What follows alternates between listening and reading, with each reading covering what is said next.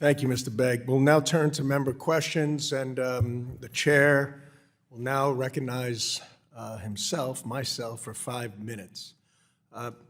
Mr. Begg, thank you for your very sound testimony and goal-oriented.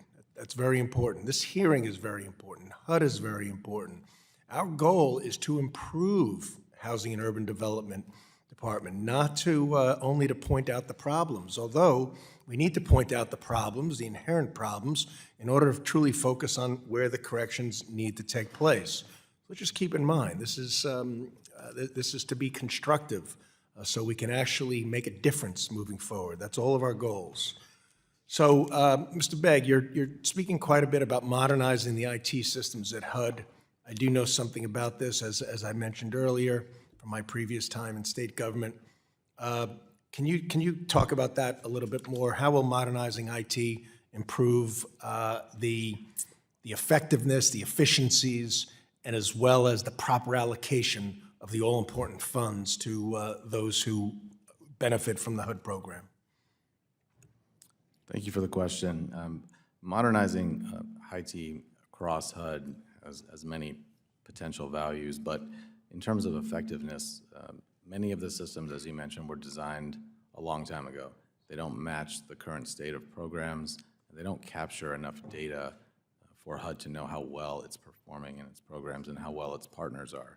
So much of the monitoring effort that HUD has to undertake is manual, and the information that HUD receives about how grants are being executed, it is difficult to digest for HUD staff. It's inefficient. GAO has pointed out it's confusing and hard for HUD staff to even read the information that comes through. So, do you plan on providing us some sort of plan on what type of IT systems? Is this something that we can work together on? Absolutely. Because it's very important, I think. And if you wouldn't mind, Mr. Begg, just speak up a little bit more if you wouldn't mind, or lean in closer to the mic. Sure.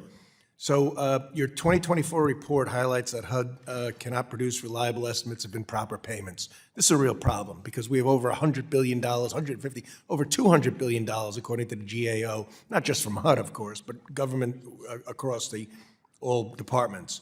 So you had 2017, the last time a report was done, was $1.7 billion, which after the 4 years of high inflation, $2.2 billion adjusted for inflation today.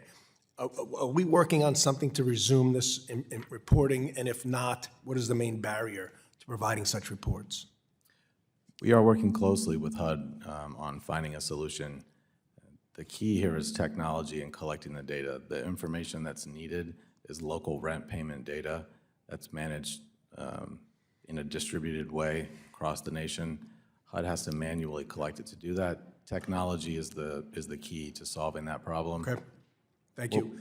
What penalties for those who have mismanaged funds, fail to report funds, or defraud our government, our taxpayers, are being instituted at the present time? The options in terms of penalties from a regulatory perspective include HUD can issue corrective action orders that become part of their contracts with housing authorities. They can require them to repay funds with non-federal funding.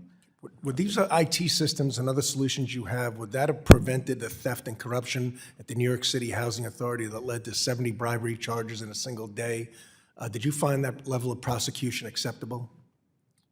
We are certainly pleased with the prosecutorial results of that investigative work, which we played a big part in. But to say that technology could solve for that, I can't say it would go that far. It could go a long way in detecting and giving a chance to prevent. Okay. Do grantees and public housing authorities currently have to submit any type of fraud prevention plan before receiving HUD funds? I don't believe so. Okay, is that something you might consider? We would see that as very valuable. Okay. Last month, I introduced the Payment Information Integrity Reform Act, which requires federal agencies to create stronger financial management plans to reduce payment errors, creates an overpayment czar at the OMB, and lays out penalties for agencies that consistently fail to follow payment integrity laws. Do you think these changes would drive faster reform at HUD? We do, and many of the requirements as proposed match with recommendations that our office in GAO has made for strengthening federal programs against fraud, so we do. Great. Over the past 4 years, I mentioned in my beginning testimony that went from the funding from HUD went from 45 billion to 78 billion. Did that have any sort of ratio to improvements at HUD? HUD has made a number of improvements across the board. That is a direct result of some of the funding, but the funding does increase the risk. My time has expired. Thank you, Mr. Begg.